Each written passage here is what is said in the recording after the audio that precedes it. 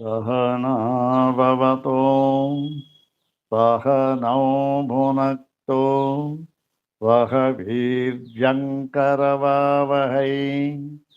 तेजस्विनावधीतमस्तु मा विद्विषावहै।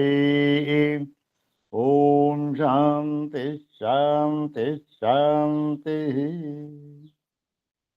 श्रुतिस्मृतिपुराणानाम् आलयं करुणालयं नमामि भगवत्पादं शङ्करं लोकशङ्करं। नमामि भगवत्पादशङ्करं लोकशङ्करम्। वन्दे तं सच्चिदानन्दं यतिवर्यं महामतिं वेदवेदान्तसारज्ञं सद्गुरुं प्रणतोऽस्म्यहम्। सदाशिवसमारम्भां शङ्कराचार्यमध्यमाम् अस्मदाचार्यपर्यन्तां वन्दे गुरुपरम्पराम्।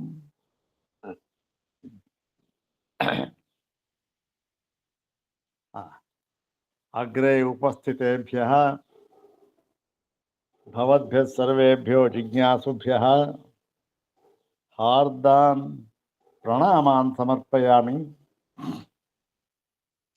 ब्रह्मसूत्रशाङ्करभाष्ये तृतीयाध्याये तृतीये पादे एकसूत्रात्मकेऽस्मिन् अष्टादशे अनियमाधिकरणे अस्मिन् अनियमाधिकरणे उपनिबद्धम् एकमात्रं सूत्रम् इदानीं द्विवारं पठित्वा सूत्रार्थं तदवशिष्टभाष्यभागञ्च सिद्धान्तभागञ्च यथाचार्यानुग्रहम् इदानीं विचारयामः।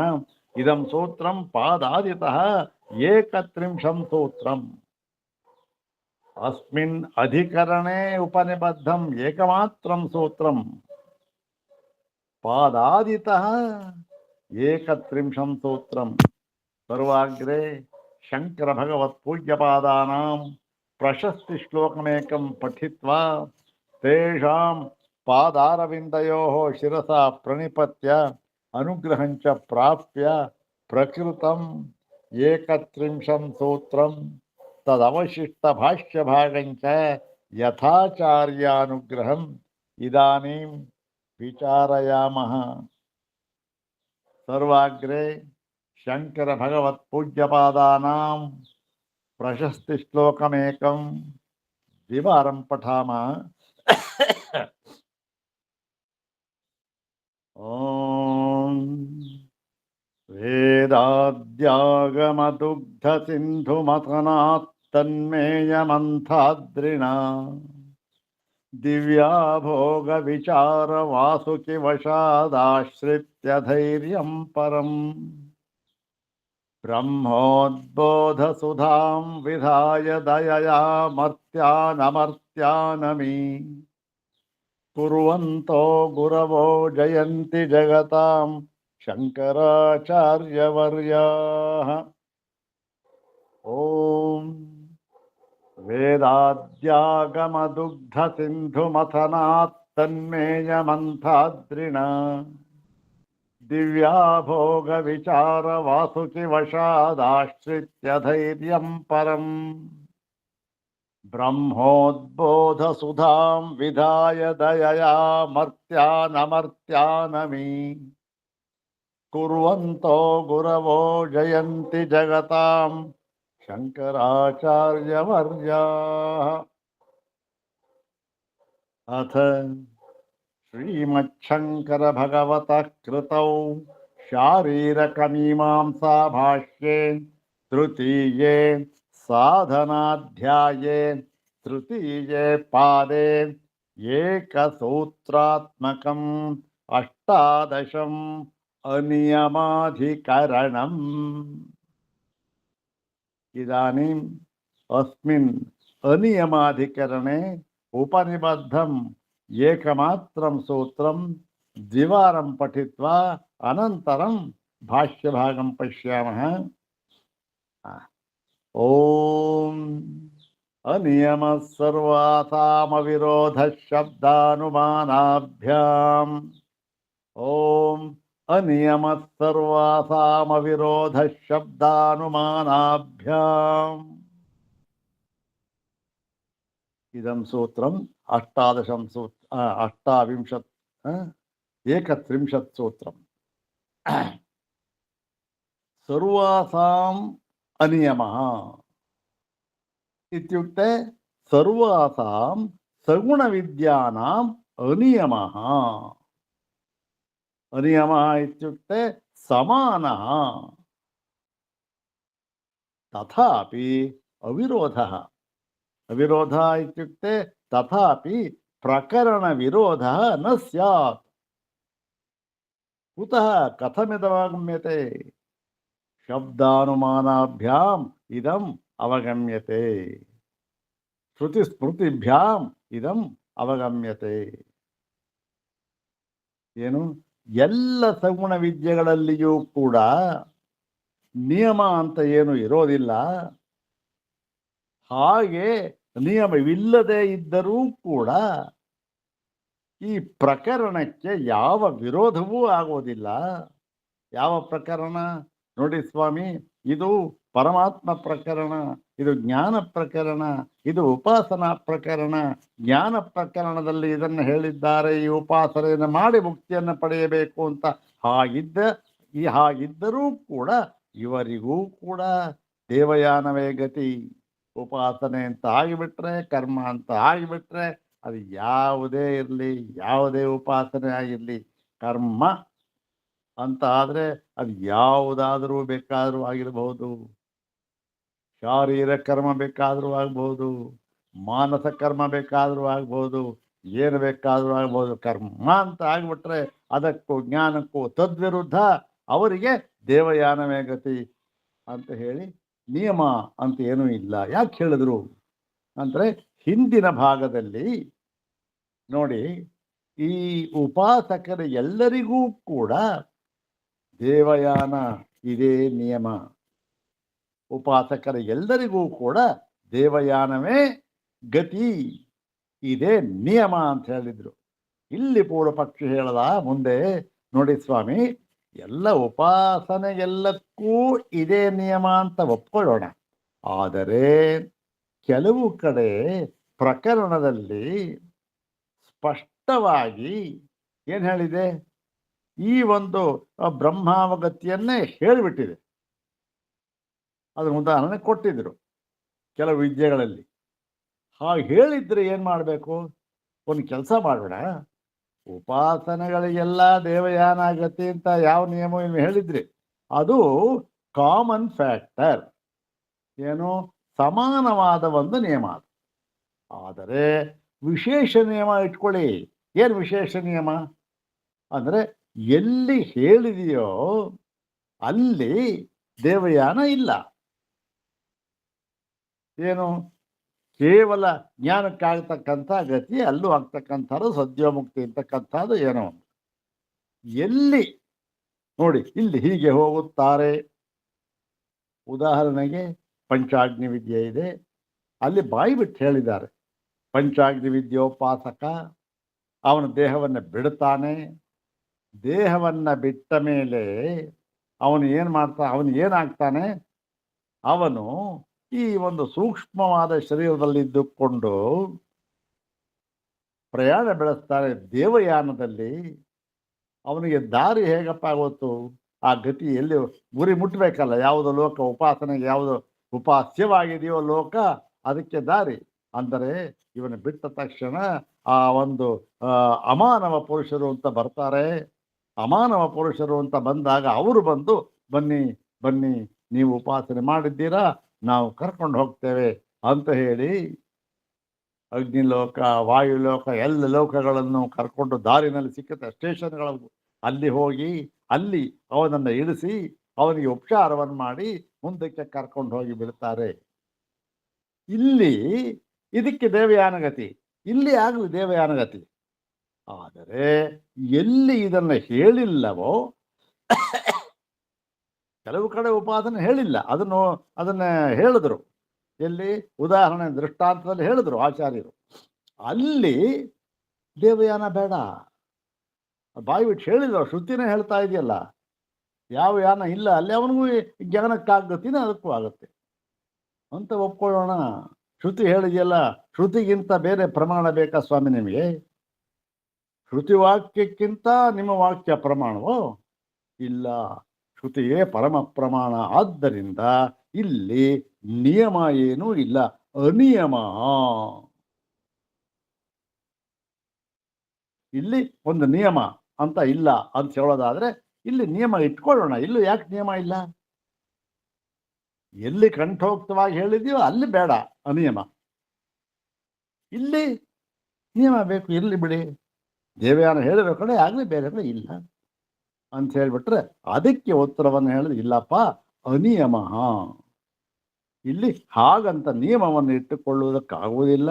ಆ ಉಪಾಸನೆ ಯಾವುದೇ ಆಗಿರಲಿ, ಹೇಗೆ ಇರಲಿ, ಅದು ಕರ್ಮ ಅಂತ ಆದರೆ, ಮಾನಸಿಕ ಮತ್ತೆ ಶಾರೀರಿಕ ಕರ್ಮ ಅಂತ ಆದರೆ ಅದಕ್ಕೆ ದೇವಯಾನವೇ ಗತಿ, ಬೇರೆ ಯಾವ ಗತಿಯೂ ಇಲ್ಲ ಅಂತ ಹೇಳಿ ತಮ್ಮ ಸಿದ್ಧಾಂತ ಇದೆಯಲ್ಲ, ಪರಮ ಸಿದ್ಧಾಂತ, ಜ್ಞಾನ ದೇವತ ಕೈವಲ್ಯಂ ನಾನ್ಯಥಾ ಇತಿ ಕುತಃ ಇದಮವಗಮ್ಯತೆ ಅಂದರೆ ಶ್ರುತಿ ಸಿದ್ಧತ್ವಾತ್ ಅಂತ ಹೇಳಿದ್ರಲ್ಲ ಹಿಂದೆ, ಅದನ್ನು ಸಮರ್ಥನೆ ಮಾಡ್ತಾ ಇದ್ದಾರೆ ಆಚಾರ್ಯರು. ಹಾಗಾಗಿ ಈ ಭಾಗ ಎಲ್ಲ ನಾವು ಬಿಟ್ಬಿಡೋಕ್ಕಾಗೋದಿಲ್ಲ. ಏನೋ ಯಾವುದೋ ಉಪಾಸನೆ ಹೇಳಿದ್ದಾರೆ ಕಣ್ರಿ, ನಮಗೆ ಗೊತ್ತೇ ಇಲ್ಲ, ಆ ಪದಗಳೇ ಗೊತ್ತಿಲ್ಲ. ಪರ್ಯಂಕ ವಿದ್ಯೆ ಅಂದ್ರೇನು, ಕೌಶಿತಕೇನು ಯಾರು ಅಧ್ಯಯನವೇ ಮಾಡೋದಿಲ್ಲ. ಸಾಮಾನ್ಯವಾಗಿ ಆಚಾರ್ಯರ ಭಾಷ್ಯ ಬರೆದಿಲ್ಲ. ಅದಕ್ಕೆ ಯಾತಕ್ಕೆ? ಕೌಶಿತಕ್ಕೆ ಉಪನಿಷತ್ತು ಆ ಪಾರಾಯಣ ಮಾಡೋದೇ ಕಷ್ಟ. ಅದು ಋಗ್ವೇದಿಯ ಉಪನಿಷತ್ತದು. ಅಲ್ಲಿ ಯಾವುದೋ ಪರ್ಯಂಕ ವಿದ್ಯೆ ಅಂತ ಹೇಳಿಬಿಟ್ಟಿದ್ದಾರೆ. ಯಾವ ಪರ್ಯಂಕ ಅಂದರೆ ಆ ಪರ್ಯಂಕಸ್ಥನಾದ ಬ್ರಹ್ಮ, ಹಿರಣ್ಯಗರ್ಭ ಬ್ರಹ್ಮ ಇದ್ದಾನಲ್ಲ, ಅವರಿಗೆ ಹೇಳಿರತಕ್ಕಂಥದ್ದು. ಅಲ್ಲಿ ಅವನು ಪರ್ಯಂಕದಲ್ಲಿ ಇರ್ತಾನೆ, ಅವನ ಒಂದು ಲೋಕಕ್ಕೆ ಹೋಗ್ತಕ್ಕಂಥದ್ದು ಅಂತ ಹೇಳಿ ಅಲ್ಲಿ ಪರ್ಯಂಕ ವಿದ್ಯೆ ಹೇಳಿದ್ದಾರೆ. ಅದು ಯಾರು ಗೊತ್ತೇ ಇಲ್ವಲ್ರಿ, ಇನ್ಯಾವುದೋ ಕೆಟ್ಕೊಂಡು ನಮಗೇನಪ್ಪ ಇಲ್ಲೇ ಹೇಳೋ ಆಗಿಲ್ಲ. ಇದು ಪರಮ ಸಿದ್ಧಾಂತಕ್ಕೆ ಅತ್ಯಂತ ಅವಶ್ಯಕವಾದ ಭಾಗ. ಹೀಗೆ ಇಲ್ಲಿ ಅನಿಯಮ, ಯಾವ ಉಪಾಸನೆ ಕರ್ಮ ಅಂತ ಆಗಿಬಿಟ್ರೆ ಅಲ್ಲಿ ನಿಯಮವೇ ಇಲ್ಲ, ಸಮಾನವಾದ ಗತಿ. ಯಾವುದದು? ದೇವಯಾನ. ಬೇರೆ ಸಾಮಾನ್ಯವಾದ ಕರ್ಮ ಅಂತ ಆಗಿಬಿಟ್ರೆ ಅದಕ್ಕೆ ಪಿತೃಯಾನ, ಈ ಉಪಾಸನಾ ಕರ್ಮ ಅಂತ ಆದರೆ ದೇವಯಾನ ಇದೆ. ಒಟ್ಟಲ್ಲಿ ಎರಡು ಅಷ್ಟೇ. ಜ್ಞಾನಿ ಅವನಿಗೆ ಗತಿನೇ ಇಲ್ಲ, ಅದು ನಮ್ಮ ಪರಮ ಸಿದ್ಧಾಂತ ಅಂತ ಹೇಳಿ ಅದು ಸಿದ್ಧ ಮಾಡ್ತಾ ಇದ್ದಾರೆ. ಈಗ ಈ ಒಂದು ಪೂರ್ವಪಕ್ಷ ಹೇಳಿದ್ನಲ್ಲ, ಎಲ್ಲಿ ಉಪನಿಷತ್ತಿನಲ್ಲಿ ಬಾಯಿ ಬಿಟ್ಟು ಹೇಳಿದೆಯೋ ನೋಡಿ ಇವನಿಗೆ ಗತಿ ಅಂತ, ಅಲ್ಲಿ ಗತಿ ಇಟ್ಕೊಳ್ಳೋಣ, ದೇವಯಾನ ಗತಿ ಇಟ್ಕೊಳ್ಳೋಣ. ಎಲ್ಲಿ ಹೇಳಿಲ್ವೋ ಅಲ್ಲಿ ಯಾಕೆ ಸ್ವಾಮಿ ಇಟ್ಕೋಬೇಕು ಅಂತ ಹೇಳಿರೋ ಕಡೆ ಇಟ್ಕೊಳ್ಳೋಣ, ಹೇಳಿಲ್ಲದೆ ಇರೋ ಕಡೆ ಬಿಟ್ಟು ಬಿಡೋಣ. ನಿಯಮದಿಂದ ನಿಯಮ ಇರಲಿ ಅಂದರೆ ಇಲ್ಲಪ್ಪ ಆ ಥರ ನಿಯಮ ಇಲ್ಲ, ಎಲ್ಲದಕ್ಕೂ ಒಂದು ಹೇಳಿರಲಿ, ಹೇಳಿಲ್ಲದೆ ಇರಲಿ, ಹೇಳಿದ್ರೂ ಕೂಡ ನಿಯಮವೇ ಅದು. ಅದೇಕೆ ಸ್ವಾಮಿ, ಅದನ್ನು ತೋರಿಸ್ಕೊಡ್ತೇವೆ ನಾವು ಅಂತ ಹೇಳಿ ಈಗ ಅದನ್ನು ಆ ಭಾಗವನ್ನು ಪ್ರಾರಂಭ ಮಾಡ್ತಾ ಇದ್ದಾರೆ ಪರಮ ಪೂಜ್ಯ ಶಂಕರ ಭಗವತ್ಪಾದರು. ನೋಡಿ, ಯಾವುದು 378 ಭಾಷ್ಯ ಭಾಗ. ಏವಂ ಪ್ರಾಪ್ತೆ ಪಠತಿ ಅನಿಯಮ ಏವಂ ಪೂರ್ವಪಕ್ಷೆ ಸಂಪ್ರಾಪ್ತೆ. ಈ ರೀತಿಯಾಗಿ ಪೂರ್ವಪಕ್ಷವು ಬಂದೊದಗಲಾಗಿ, ಯಾವ ರೀತಿಯಾಗಿ? ಈ ರೀತಿಯಾಗಿ ಏನು, ಕೆಲವಕ್ಕೆ ನಿಯಮ ಇರಲಿ, ಈ ಒಂದು ಕೆಲವಕ್ಕೆ ನಿಯಮ ಬೇಡ. ಬಾಯಿ ಬಿಟ್ಟು ಹೇಳಿರೋ ಕಡೆ ನಿಯಮ ಇರಲಿ, ಹೇಳಿಲ್ಲದೆ ಇರೋ ಕಡೆ ಬೇಡ ಅಂದರೆ ಈ ತರಹ ಈ ಒಂದು ಪೂರ್ವಪಕ್ಷವು ಬಂದೊದಗಲಾಗಿ ಪಠತಿ ಭಗವಾನ್ ಸೂತ್ರಕಾರ ಬಾದರಾಯಣ ಅನಿಯಮ ಅನಿಯಮ ಸರ್ವಾಸಾಮ ವಿರೋಧ ಶಬ್ದಾನುಮಾನಾಭ್ಯಾಂ ಇತಿ. ನೋಡಿ, ಸಂಗತಿನ ಹಾಗೆ ಜೋಡಿಸ್ತಾರೆ ಆಚಾರ್ಯರು. ಅಲ್ಲಿ ಮುಂದೆ ಮುಂದುವರಿತಾರೆ. ಸರ್ವಾಸಾಮೇವ ಅಭ್ಯುದಯ ಪ್ರಾಪ್ತಿ ಫಲಾನಾಂ ಸಗುಣಾನಾಂ ವಿದ್ಯಾನಾಂ ಅವಿಶೇಷೇಣ ಏಷಾ ದೇವಯಾನಾಖ್ಯಾಗತಿರ್ಭವಿತುಮರ್ಹತಿ. ಸಿದ್ಧಾಂತ ಹೇಳ್ಬಿಟ್ರು. ನೋಡಯ್ಯ, ಸರ್ವಸಾಮೇವ, ಅದು ಯಾವುದೇ ಉಪಾಸನೆ ಆಗಿರಲಿ, ಎಲ್ಲೇ ಹೇಳಿರಲಿ, ಅದು ಅಭ್ಯುದಯ ಪ್ರಾಪ್ತಿಯ ಕಾರಣವಾಗುತ್ತೆ ಅಂತ ಆದರೆ ಅವೆಲ್ಲ ಅಭ್ಯುದಯ ಪ್ರಾಪ್ತಿಗೆ ಸಾಧನ. ಗರ್ಭ ಬ್ರಹ್ಮಲೋಕ ಅವೆಲ್ಲ ಅಭ್ಯುದಯ ಪ್ರಾಪ್ತಿ.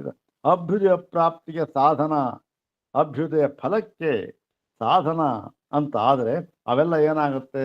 ಅಂತಹ ಸಗುಣ ವಿದ್ಯೆ ಇದೆಯಲ್ಲ, ವಿದ್ಯೆ ಅಂದ್ರೆ ಉಪಾಸನೆ, ಸಗುಣೋಪಾಸನೆ ಇದೆಯಲ್ಲ, ಅವಕ್ಕೆಲ್ಲ ಏನು ಅವಿಶೇಷೇಣ, ಯಾವ ನಿಯಮವೂ ಇಲ್ಲದೆ ಅನಿಯಮೇನ ಇತ್ಯರ್ಥ. ಅನಿಯಮದಿಂದ ಯಾವ ನಿಯಮವೂ ಇಲ್ಲ. ಏನು? ಏಷ ದೇವಯಾನಾಖ್ಯಾಗತಿ ಭವಿತುಮರ್ಹತಿ. ಈ ದೇವಯಾನ ಎಂಬತಕ್ಕಂತಹ ಗತಿ ಯಾವ ವಿಶೇಷವೂ ಇಲ್ಲದೆ ಅವರಿಗೆ ಆಗುತ್ತದೆ. ವಿಶೇಷ ಇಲ್ಲ. ಹೇಳಿರೋ ಕಡೆ ಇರಲಿ, ಹೇಳಿಲ್ಲದೆ ಇರೋ ಕಡೆ ಬೇಡ, ಅವೆಲ್ಲ ವಿಶೇಷ ಇಲ್ಲ. ಸಮಾನವಾಗಿ ಯಾರು ಅಭ್ಯುದಯ ಪ್ರಾಪ್ತಿ ಫಲವನ್ನು ಬಯಸಿ ಉಪಾಸನೆಯನ್ನು ಮಾಡ್ತಾ ಇದ್ದಾರೋ, ಸಗುಣ ವಿದ್ಯೆ, ಸಗುಣೋಪಾಸನೆ, ಅವರಿಗೆಲ್ಲರಿಗೂ ಕೂಡ ಇದೇ ಫಲ, ಇದೇ ಗತಿ ದೇವಯಾನ ಹಾಕಿ. ಇಲ್ಲೊಂದು ಸಣ್ಣದೊಂದು ಆಕ್ಷೇಪಣೆ ಹಾಕ್ತಾನೆ. ನಾನು ಅನಿಯಮಾಭ್ಯುಪಗಮೆ ಪ್ರಕರಣ ವಿರೋಧ ಉಕ್ತ. ಅಲ್ಲ ಸ್ವಾಮಿ, ಈ ನಿಯಮ ಹಾಕ್ತೆ ಹೋಗ್ಬಿಟ್ರೆ ಪ್ರಕರಣಕ್ಕೆ ವಿರೋಧ ಬಂದ್ಬಿಡುತ್ತಲ್ಲ. ಅದು ಬೇರೆ ಪ್ರಕರಣ, ಇದು ಬೇರೆ ಪ್ರಕರಣ. ಇಲ್ಲಿ ಆಗಲಿ, ಉಪಾಸನಾ ಪ್ರಕರಣ ಆಗಲಿ, ಅಲ್ಲಿ ಪೂರ್ಣವಾಗಿ ಜ್ಞಾನವನ್ನು ಹೇಳ್ತಕ್ಕಂಥ ಪ್ರಕರಣದಲ್ಲಿ ಬಂದಿದೆ, ಅದಿಲ್ಲಿ ವಿರೋಧ ಹೋಯ್ತಲ್ಲ. ಅವಾಗ ಅವ್ರಿಗೂ ಗತಿ ಇದೆ ಅಂದ್ಬಿಟ್ರೆ ಅಂದ್ರೆ ಅದಕ್ಕೆ ಹೇಳ್ತಾರೆ ನೈಷೋಸ್ತಿ ವಿರೋಧ. ಏನು ವಿರೋಧ ಇಲ್ಲಪ್ಪ. ಯಾಕೆ ಅಂದ್ರೆ ಶಬ್ದಾನುಮಾನಾಭ್ಯಾಮ್. ಇದಕ್ಕೆ ಶಬ್ದ ಅಂದ್ರೆ ಶ್ರುತಿಯ ಪ್ರಮಾಣವೂ ಇದೆ, ಮತ್ತೆ ಅನುಮಾನ ಸ್ಮೃತಿಯ ಪ್ರಮಾಣವೂ ಇದೆ. ಯಾವುದಕ್ಕೆ? ಇದಕ್ಕೆ ಯಾವುದಕ್ಕೆ? ಯಾವ ನಿಯಮವೂ ಇಲ್ಲ. ಎಲ್ಲ ಅಭ್ಯುದಯ ಫಲ ಪ್ರಾಪ್ತಿಗೆ ಸಾಧನವಾಗಿರತಕ್ಕಂತಹ ಯಾವುದೇ ಸಾಧನವಾದರೂ, ಯಾವುದೇ ಉಪಾಸನೆ ಕರ್ಮಗಳಾದರೂ ಕೂಡ ಅವಕ್ಕೆಲ್ಲದಕ್ಕೂ ಕೂಡ ದೇವಯಾನವೇ ಗತಿ ಎಂಬುದಕ್ಕೆ ಶ್ರುತಿ ಪ್ರಾಮಾಣ್ಯವೂ ಇದೆ, ಮತ್ತು ಸ್ಮೃತಿ ಪ್ರಾಮಾಣ್ಯವೂ ಇದೆ ಅಂತ ಹೇಳಿ ಶಬ್ದಾನುಮಾನ ಅಲ್ಲಿ ಎಲ್ಲಿ ಅಂತ ಹೇಳಬೇಕಲ್ಲ, ಅದನ್ನು ಹೇಳ್ತಾ ಇದೆ. ಶ್ರುತಿ ಸ್ಮೃತಿಭ್ಯಾಮ್ ಇತ್ಯರ್ಥ. ಶಬ್ದಾನುಮಾನಾಭ್ಯಾಮ್ ಇತ್ಯುಕ್ತೆ ಶ್ರುತಿ ಸ್ಮೃತಿಭ್ಯಾಮ್ ಇತ್ಯರ್ಥ. ಬಾಯ್ಬಿಟ್ಟು ಹೇಳಿದ್ರು ಶ್ರುತಿ ಸ್ಮೃತಿ ಅಂತ. ತಥಾ ಹಿ ಶ್ರುತಿ. ಶ್ರುತಿ ಎಲ್ಲಿದೆ ಅಂದರೆ ಹೇಳ್ತಾ ಇದ್ದಾರೆ ತದ್ಯ ಇತ್ತಂ ವಿದುಹು. ಇದು ಪಂಚಾಗ್ನಿ ವಿದ್ಯೆಯಲ್ಲಿ ಬರ್ತಕ್ಕಂಥದ್ದು, ಚಾಂದೋಗ್ಯದಲ್ಲಿ ಪ್ರಸಿದ್ಧವಾಗಿರತಕ್ಕಂಥ ಭಾಗ. ಯಾರು ಹೀಗೆ ತಿಳಿಯುತ್ತಾರೆಯೋ ಅಂತ ಅಲ್ಲಿ ಉಪಕ್ರಮಿಸಿ ಅಲ್ಲೇನು ಹೇಳ್ತಾರೆ? ದೇವಯಾನಂ ಪಂಥಾನಂ ಅವತಾರಯಂತಿ. ತದ್ಯ ಇತ್ತಂ ವಿದುಹು. ವಿದುಹು ಅಂದ್ರೇನು? ಯಾರು ಹೀಗೆ ಉಪಾಸನೆಯನ್ನು ಮಾಡುತ್ತಾರೆಯೋ ಅವರಿಗೆ, ಆ ಪಂಚಾಗ್ನಿ ವಿದ್ಯೆ ಇದೆಯಲ್ಲ, ಅವರಿಗೆ ದೇವಯಾನಂ ಪಂಥಾನಂ, ದೇವಯಾನ ಎಂಬ ಗತಿಯನ್ನ ಹೇಳುತ್ತಾ ಅಲ್ಲೇ ಹೇಳಿದ್ದಾರೆ. ಏಚ ಇಮೆ ಅರಣ್ಯೇ ಶ್ರದ್ಧಾ ತಪ ಇತ್ಯುಪಾಸತೆ ಅಂತಲೂ ಹೇಳಿದ್ದಾರೆ. ಯಾರು ಇವರು ಪಂಚಾಗ್ನಿಯಲ್ಲಿ ಮಾಡ್ತಾರೆ, ಯಾರಾದರೆ ಅರಣ್ಯದಲ್ಲಿ ಶ್ರದ್ಧೆ ತಪಸ್ಸಿನಿಂದ ಉಪಾಸನೆ ಮಾಡುತ್ತಾರೆಯೋ ಅಂತ ಉಪಕ್ರಮಿಸಿ ವಿದ್ಯಾಂತರಶೀಲಿನಾಮಪಿ, ಅಂದರೆ ವಿದ್ಯೆಗಿಂತ ಬೇರೆಯಾಗಿ, ಇವನು ಹೇಳದ್ನಲ್ಲ, ವಿದ್ಯೆ ಅಂದರೆ ಉಪಾಸನೆ, ಉಪಾಸನೆಗಿಂತ ಬೇರೆಯಾಗಿ ಜ್ಞಾನ ಪ್ರಕರಣದಲ್ಲಿ ಹೇಳಿದ್ರೆ ಅಲ್ಲಿ ನಾವು ಗತಿನ ಇಟ್ಕೊಳ್ಳೋ ಹಾಗಿಲ್ಲ ಸ್ವಾಮಿ ಅಂತ ಹೇಳಿದ್ನಲ್ಲ, ಅದಕ್ಕೆ ಹೇಳ್ತಾ ಇದ್ದಾರೆ ನೋಡಿ. ಅಲ್ಲಿ ಶ್ರದ್ಧಾ ತಪ ಇತ್ಯುಪ ವಿದ್ಯಾಂತರಶೀಲಿನ. ವಿದ್ಯಾಂತರ ಅಂದರೆ ಈ ಒಂದು ಬೇರೆ ವಿದ್ಯೆ, ಅದು ಮಧು ವಿದ್ಯೆ, ಶಾಂಡಿಲ್ಯ ವಿದ್ಯೆ ಹಿಂದೆ ಹೇಳಿದ್ರಲ್ಲ, ಅದು ಅದರಲ್ಲಿ ಹೇಳಿಲ್ಲ. ಅದನ್ನ ಅನುಷ್ಠಾನ ಮಾಡ್ತಾ ಇರ್ತಕ್ಕಂಥವರಿಗೂ ಸಹ ಏನಂತ ಹೇಳಿದ್ದಾರೆ? ಪಂಚಾಗ್ನಿ ವಿದ್ಯಾವದ್ಭಿ ಸಮಾನ ಮಾರ್ಗತಾಂ ಗಮಯತಿ. ಅವರಿಗೂ ಕೂಡ ಅವರು ಹೇಳಿದ್ದಾರೆ ಜ್ಞಾನ ಭಾಗದಲ್ಲಿ, ಅವರು ಶ್ರದ್ಧಾ ತಪಸ್ಸಿನಿಂದ ಅರಣ್ಯದಲ್ಲಿ ಕೂತ್ಕೊಂಡು ಉಪವಾಸ ಮಾಡ್ತಾ ಇರ್ತಾರೆ.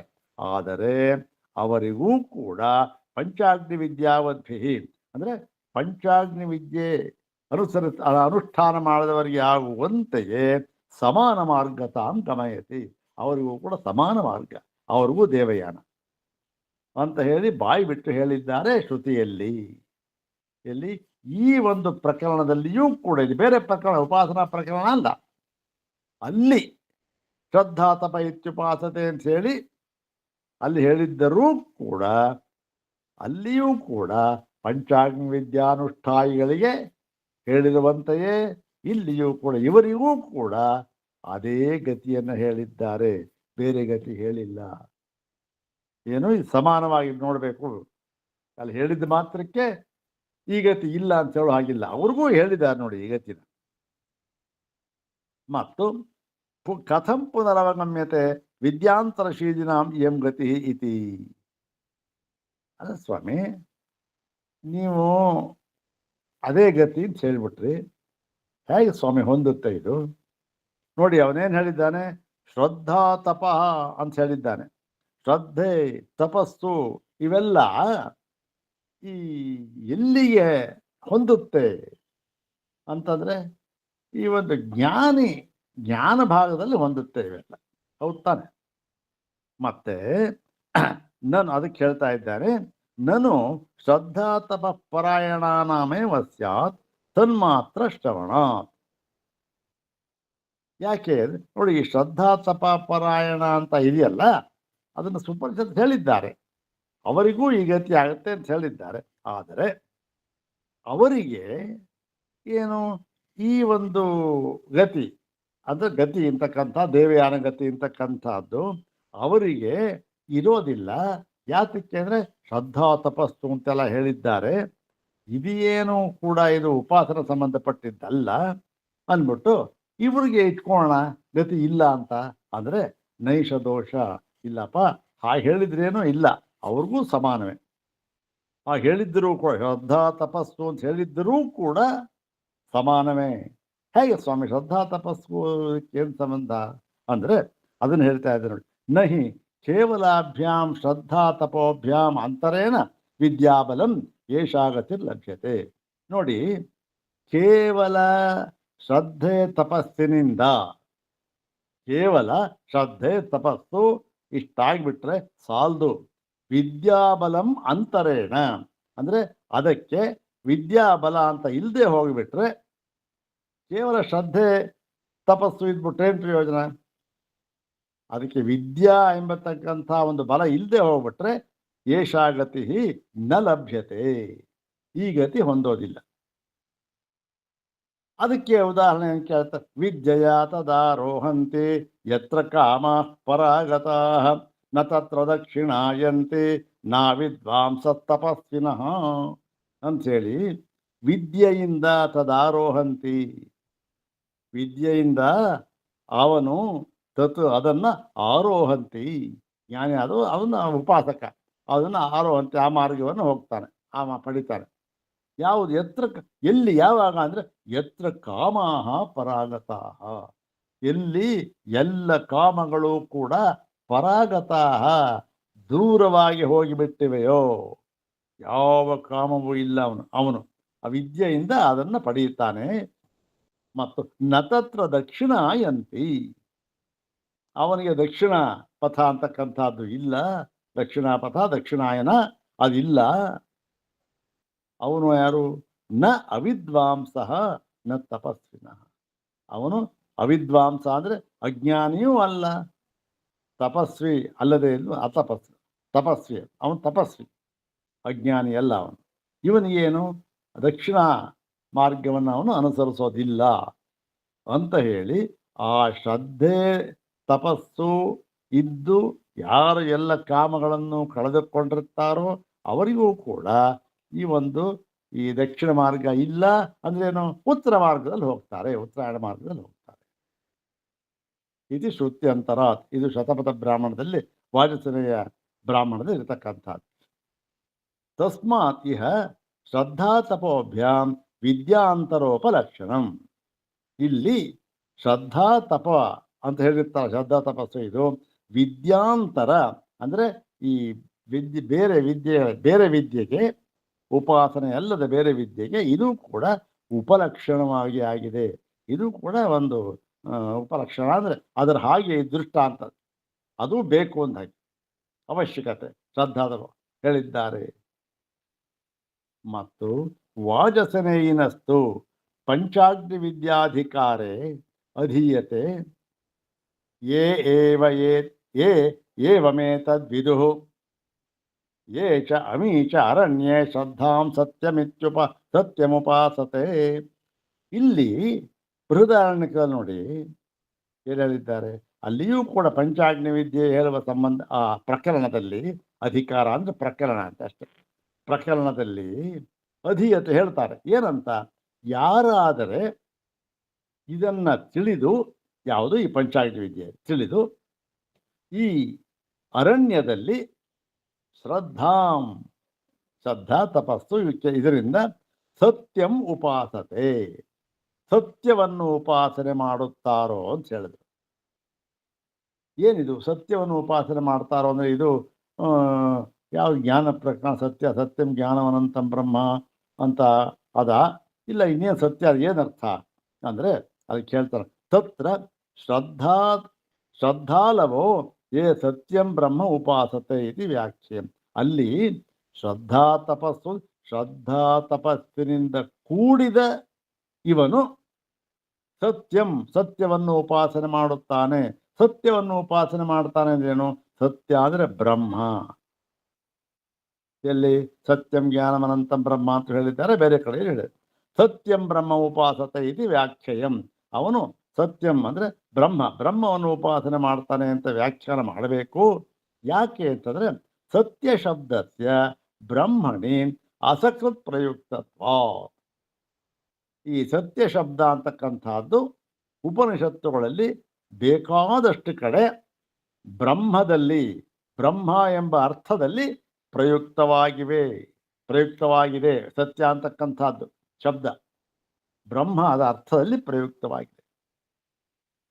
ಮತ್ತೆ ಪಂಚಾಗ್ನಿ ವಿದ್ಯಾವಿದಾಂಚ ಇತ್ತಂ ವಿತ್ತಯ ಏವ ಉಪಾತ್ತತ್ವಾತ್ ವಿದ್ಯಾಂತರ ಪರಾಯಣಾನಾಮೇವ ಏತದುಪಾದಾನಂ ನ್ಯಾಯಂ. ಆದ್ದರಿಂದ ಇದು ನಿರ್ಣಯ ಹೇಳ್ತಾರೆ ನೋಡಿ, ಪಂಚಾಗ್ನಿ ವಿದ್ಯಾವಿದ ಅಂದರೆ ಪಂಚಾಗ್ನಿ ವಿದ್ಯೆಯನ್ನು ಬಲ್ಲವನಿಗೂ ಕೂಡ ಏತದುಪಾದಾನಂ ನ್ಯಾಯಂ. ಯಾಕೆ ಇದನ್ನೇ ತಗೋಬೇಕಿಲ್ಲಿ, ಯಾವುದು ಆ ಉಪಾಸನೆ ಮಾಡ್ತಾ ಇದ್ದಾನೆ ಸತ್ಯ ಬ್ರಹ್ಮವನ್ನ, ಅವನ ದೇವಯಾನ ಗತಿಯಲ್ಲಿ ಹೋಗ್ತಾನೆ ಇದೆ. ಯಾಕೆ ಅಂತಂದ್ರೆ ಇತ್ತಂ ವಿತ್ತಯ ಏವ ಅಂದ್ರೆ ಏನು, ಹೀಗೆ ತಿಳಿದಿರುವುದು, ಹೀಗೆ ಇತ್ತಂ ವಿತ್ತ ಅಂದ್ರೆ ಹೀಗೆ ತಿಳಿದಿರುವುದು ಅಂತಂತ.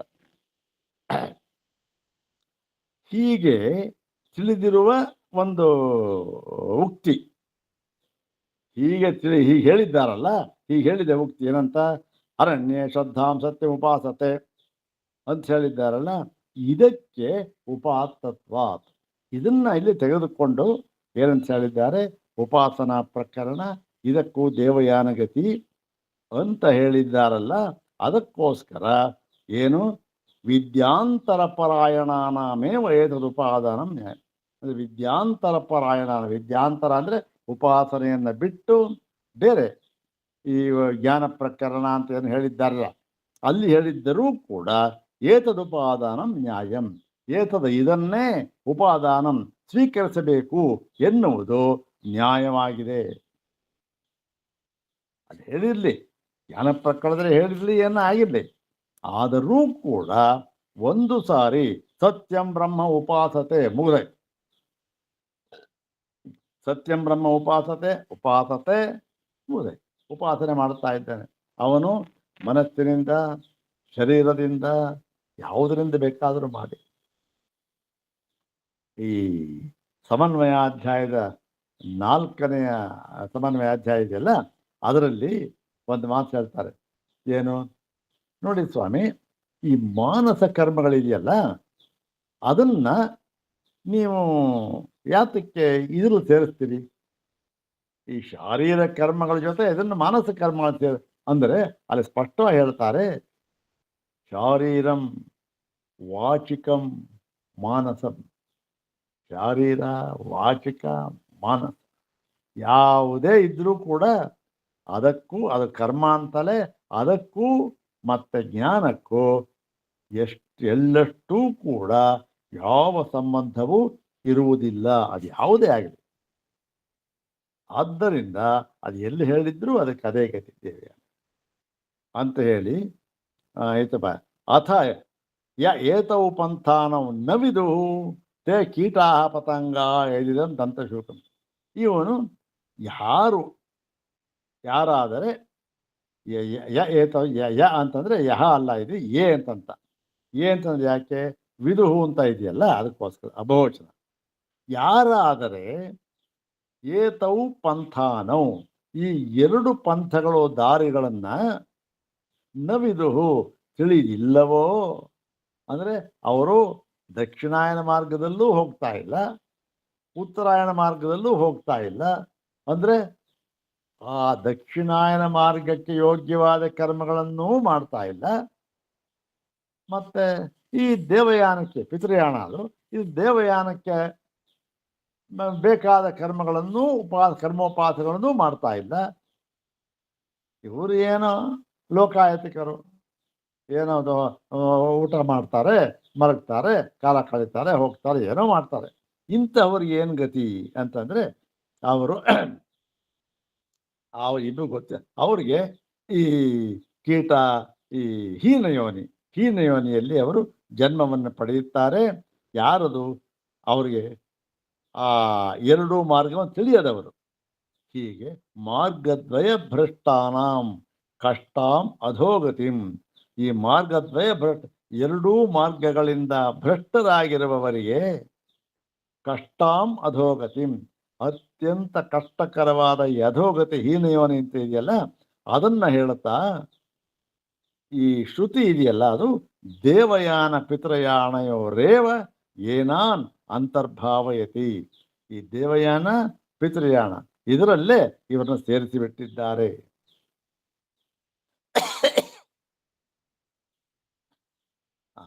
ಮುಂದೆ ಹೇಳ್ತಾ ತತ್ರಾಪಿ ವಿದ್ಯಾ ವಿಶೇಷಾತ್ ಯೇಷಾಂ ದೇವಯಾನ ಪ್ರತಿಪತ್ತಿ. ಹೀಗೆ ಎರಡನ್ನೂ ಒಟ್ಟಿಗೆ ಸೇರಿಸಿದ್ದರೂ ಕೂಡ, ಏನ್ ಸ್ವಾಮಿ ಎರಡನ್ನೂ ಮಾಡ್ತಾ ಇಲ್ಲ ಅಂತ ಹೇಳ್ತೀರಿ, ಎರಡಕ್ಕೇನು ಪಿತೃಯಾನ ದೇವಯಾನಕ್ಕೆ ಬೇಕಾದ ಯಾವ ಕರ್ಮವನ್ನು ಮಾಡ್ತಾ ಇಲ್ಲ ಅಂತ ಹೇಳ್ತೀರಿ, ಅವನು ಹೀನಯೋನಿ ಪ್ರಾಪ್ತವಾಗುತ್ತೆ ಅಂತ ಹೇಳ್ತೀರಿ, ಹೇಳ್ಬಿಟ್ಟು ಇದೆರಡರ ಸೇರಿಸ್ಬಿಟ್ಟಿದ್ದಾರೆ ಅಂತ ಹೇಳ್ಬಿಟ್ರೆ ಅದೇಗಾಗುತ್ತೆ ಸ್ವಾಮಿ, ಅದು ಬೇರೆ ಅಲ್ವಾ, ಅದು ಇದೆರಡಕ್ಕೆ ಸೇರಿಸ್ಬಿಟ್ರೆ ಅಂದ್ರೆ ಅದಕ್ಕೆ ಹೇಳ್ತಾರೆ ಅಲ್ಲಿಯೂ ಕೂಡ ಸೇರಿಸಿದ್ದರೂ ಕೂಡ ವಿದ್ಯಾ ವಿಶೇಷ. ಯಾರು ಯಾನ ಗತಿ ಪಂಥ ಅಂತ ಇರೋದು ಎರಡೇ, ಗೊತ್ತಾಯ್ತೇನು, ಎರಡೇ ಗತಿ. ಅವರು ಯಾರು ಯಾವ ಎರಡಕ್ಕೂ ತಕ್ಕ ಕರ್ಮವನ್ನ ಉಪಾಸನೆ ಮಾಡ್ತಾ ಇಲ್ವೋ ಅವ್ರಿಗೆ ಕೀಟ ಶೂಪ ದಂತಶೂಕ ಇಂಥವು ಗತಿ ಇರ್ತಕ್ಕಂಥದ್ದು ಎರಡು. ಇದು ಹೇಗೆ ಗೊತ್ತಾ, ಆದರೆ ಇಲ್ಲಿ ಆ ಹೀನಿಯನ್ನು ಸೇರಿಸಲ್ಲ, ಅಲ್ಲೂ ಕೂಡ ಯಾರು ವಿದ್ಯಾವಂತರು ಅಂದ್ರೆ ಉಪಾಸನೆ ತಿಳಿದವರು, ಆ ಒಂದು ವಿಶೇಷದಿಂದ ಅವರಿಗೆ ಈ ದೇವಯಾನ ಪ್ರಾಪ್ತಿ ಅಂತ ಹೇಳ್ತಾರೆ. ಮತ್ತೆ ಈವನು ಸಾಮಾನ್ಯ ಕರ್ಮವನ್ನು ಮಾಡಿಕೊಂಡು ಇರ್ತಕ್ಕಂಥ ಅವರಿಗೆ ಪಿತೃಯಾನ ಅಂತ ಹೇಳ್ತಾರೆ, ಎರಡು ಅವ್ರಿಗೆ ಹೇಳ್ತಾರೆ. ಆದರೂ ಕೂಡ ವಿದ್ಯಾ ವಿಶೇಷದಿಂದ ಮತ್ತೆ ಈ ಎರಡೇ ಗತಿ ಅಂತಕ್ಕಂಥದ್ದು ಹೇಗೆ ಸ್ವಾಮಿ, ನೀವು ಹೇಳ್ತಾ ಇದ್ದೀರಿ ಅವನು ಮೂರನೇ ಇದಾಗ್ಬಿಡುತ್ತೆ, ಅವನು ಮೂರನೇ ಗತಿ ಹೋಗ್ತಾನೆ ಅಂತ ಹೇಳ್ಬಿಟ್ಟು ಇದರಲ್ಲೇ ಅಂತರ್ಗತವಾಗ್ಬಿಟ್ರಿ ಅಂತ ಬೇಕಾದ್ರೆ ಹೇಳ್ತೀರಾ, ಎಲ್ಲಿ ಹೇಳಿದ್ದಾರೆ ಈ ಥರ ಇದೆ ಅಂತಂದ್ರೆ ನೋಡಿಯಪ್ಪ, ನಾವು ಶ್ರುತಿಯಲ್ಲಿ ಹೇಳಿದ್ವಿ ಏನಂದ್ರೆ ಅಥಯೇ ಏತವು ಪಂಥಾನವು ನವಿದು ಅಂತ, ಏತವು ಪಂಥಾನ ಎರಡು ಪಥ, ಆ ಕೀಟ ಪತಂಗ ಆಗ್ತಾನೆ ಅವನು. ಆದರೂ ಕೂಡ ಈ ಒಂದು ಈ ಪಿತೃಯಾನ ದೇವಯಾನ ಇದರಲ್ಲೇ ಇದನ್ನ ಅಂತರ್ಭಾವ ಮಾಡಿಬಿಟ್ಟಿದ್ದಾರೆ ಅಂತ ಹೇಳಿದ್ವಿ, ಶ್ರುತಿನಲ್ಲಿ ಹೇಳಿದ್ವಿ. ನೀವು ಸ್ಮೃತಿನಲ್ಲಿ ಸೂತ್ರದಲ್ಲಿ ಏನು ಹೇಳಿದ್ದಾರೆ, ಸರ್ವಾಸಾಮ ವಿರೋಧ ಶಬ್ದಾನುಮಾನಾಭ್ಯಾಮ್ ಅಂತ ಹೇಳಿದ್ದಾರಲ್ಲ. ಈ ಒಂದು ಸರ್ವಾಸಾಮ ವಿರೋಧ ಏನು ಅನಿಯಮ. ಅನಿಯಮ ಸರ್ವಾಸಾಮ ವಿರೋಧ ಶಬ್ದ ಅನುಮಾನಾಭ್ಯಾಮ್ ಅಂತ ಹೇಳಿದ್ದಾರಲ್ಲ, ಶಬ್ದ ಹೇಳಾಯ್ತು ಅಂದ್ರೆ ಶ್ರುತಿ ಹೇಳಾಯ್ತು. ಈಗ ಅನುಮಾನ ಸ್ಮೃತಿಯಲ್ಲಿ ಹೇಳಿದ್ದಾರೆ ಅಂದ್ರೆ ಭಗವದ್ಗೀತಾ ವಾಕ್ಯ. ಎಲ್ಲಿ? ಶುಕ್ಲ ಕೃಷ್ಣೇ ಗತಿ ಶೇತೆ ಜಗತ ಶಾಶ್ವತೆ ಮತೆ ಏಕಯಾತ್ಯನ ವೃತ್ತಿಂ ಅನ್ಯಯಾ ವರ್ತತೆ ಪುನಃ ಅಂತಂದ್ರು. ಎಲ್ಲಿ ಇದನ್ನ ಅಂತರ್ಭಾವ ಮಾಡಿ ಸೇರಿಸ್ಬಿಟ್ಟಿದ್ದಾರಲ್ಲ, ಆದರೂ ಎರಡೇ ಅಂತ ಹೇಳಿದ್ರಲ್ಲ, ಹೇಗೆ ಅವನಿಗೆ ಆ ಗತಿ ಆಗುತ್ತೆ ಅಂತ ಹೇಳಿದ್ರಿ ಹೀನಿಯೋನಿ, ಇದ್ರಲ್ಲಿ ಯಾಕೆ ಸ್ವಾಮಿ ಸೇರಿಸರು ಅಂದ್ರೆ, ನೋಡಪ್ಪ ಈ ಸ್ಮೃತಿಯಲ್ಲಿ ಭಗವದ್ಗೀತೆ ಹೇಳ್ತಾ ಇದ್ದಾರೆ, ಶುಕ್ಲ ಕೃಷ್ಣೇ ಗತಿ ಶೇತೆ. ಇದು ಎರಡೇ, ಶುಕ್ಲ ಗತಿ ಮತ್ತು ಕೃಷ್ಣ ಗತಿ ಅಂತಕ್ಕಂಥದ್ದು, ದೇವಯಾನ ಪಿತೃಯಾನ ಅಂತಕ್ಕಂಥದ್ದು ಎರಡೇ ಗತಿ. ಇಲ್ಲಿ ಒಂದು ಗತಿ ಪಿತೃಯಾನದಲ್ಲಿ ಹೋಗ್ತಕ್ಕಂಥವ್ರು ಏನು ಮಾಡ್ತಾರೆ? ಹೋಗ್ತಾರೆ, ಯಾವುದೋ ಚಂದ್ರಲೋಕಕ್ಕೆ ಹೋಗ್ತಾರೆ, ಅಲ್ಲಿ ಇರ್ತಾರೆ, ಅನುಭವಿಸ್ತಾರೆ, ವಾಪಸ್ ಬರ್ತಾರೆ. ವಾಪಸ್ ಬರೋವಾಗ ಅವರು ಸಾನುಶಯರಾಗಿ ಬರ್ತಾರೆ. ಅಂದರೆ ಇನ್ನೂ ಕೂಡ ಆ ಒಂದು ಕರ್ಮದ ಹೊರೆಯನ್ನು ಶೇಷವಾಗಿ ಇಟ್ಟುಕೊಂಡು ಬರ್ತಾರೆ. ಅಲ್ಲಿ ಎಷ್ಟು ಬೇಕೋ ಅಷ್ಟು ಅನುಭವಿಸ್ತಾರಷ್ಟೇ. ಇನ್ನು ಮಿಕ್ಕಿದ್ದೆಲ್ಲ ಅಲ್ಲೇ ಇರುತ್ತೆ, ಜನ್ಮಾಂತರದ್ದೆಲ್ಲ ಬೇಕಾದಷ್ಟು ಅದನ್ನು ಹೊತ್ಕೊಂಡು ಬರ್ತಾರೆ. ಹೊತ್ಕೊಂಡು ಬಂದಾಗ ಅವರಿಗೆ ತಕ್ಕ ಒಂದು ಜನ್ಮ, ಯಾವುದೋ ಬೇರೆ ಹೀನ ಕರ್ಮಗಳನ್ನು ಮಾಡಿದರೆ ಕೀಟ ಪತಂಗ ಅಂತ ಅಲ್ಲಿಗೆ ಹೋಗ್ತಾನೆ. ಉತ್ತಮವಾದದ್ದೇನಾದ್ರು ಮಾಡಿದರೆ ತಿರುಗಿ ಮನುಷ್ಯ ಜನ್ಮಕ್ಕೆ ಬರ್ತಾನೆ. ಒಟ್ಟಲ್ಲಿ ತಿರುಗಿ ಬರ್ತಾರೆ. ಬಂದವರು ಒಬ್ಬ ಉತ್ತಮ ಜನ್ಮಕ್ಕೆ, ಉತ್ತಮ ಅಂದ್ರೆ ಮನುಷ್ಯ ಅಂತ ಬರ್ತಾನೆ, ಇನ್ನೊಬ್ಬ ಹೀನಿಯವನಿಗೆ ಹೋಗ್ತಾನೆ. ಆದ್ದರಿಂದ ಎರಡನ್ನೂ ಒಟ್ಟಿಗೆ ಸೇರಿಸ್ಬಿಟ್ಟಿದ್ದಾರೆ. ಒಂದಿಗೆ ಬರ್ತಾರೆ ಅವರು, ಆದರೆ ಉತ್ತರಾಯಣದಲ್ಲಿ ಹೋದವರು ಹಿಂದಕ್ಕೆ ಬರೋದಿಲ್ಲ. ಏಕಯ ಯಾಚ್ಯನಾವೃತ್ತಿಂ ಅನ್ಯಯ ಆವರ್ತತೆ ಪುನಃ. ಇನ್ನೊಂದು ಕಡೆ ಇನ್ನು ಅನ್ಯಾಯ ಅಂದ್ರೆ ಯಾವುದು?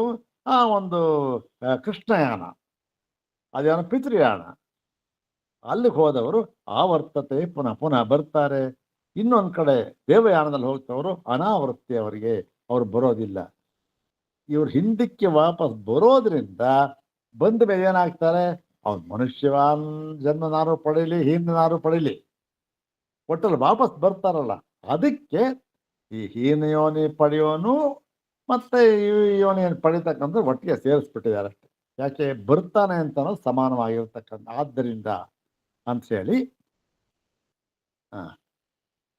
ಮತ್ತೆ ಯತ್ ಪುನಃ ದೇವಯಾನಸ್ಯ ಪಥೋ ದ್ವಿರಾಮ್ನಾನಂ ಉಪಕೋಸಲ ವಿದ್ಯಾಯಾಂ ಪಂಚಾಗ್ನಿ ವಿದ್ಯಾಯಾಂಚ ತದುಭಯತ್ರಾಪಿ ಅನುಚಿಂತನಾರ್ಥಂ ತಸ್ಮಾತ್ ಅನಿಯಮ.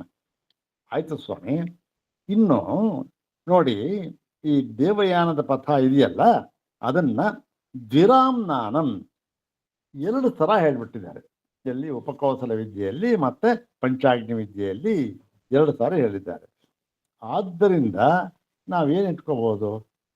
ಎರಡು ಥರ ಹೇಳಿದ್ದು ದಿರುಕ್ತಿ ಆಯಿತು. ಈ ದಿರುಕ್ತಿ ಅಂತಕ್ಕಂಥದ್ದು ಅಷ್ಟೊಂದು ಸಮಂಜಸವಲ್ಲ.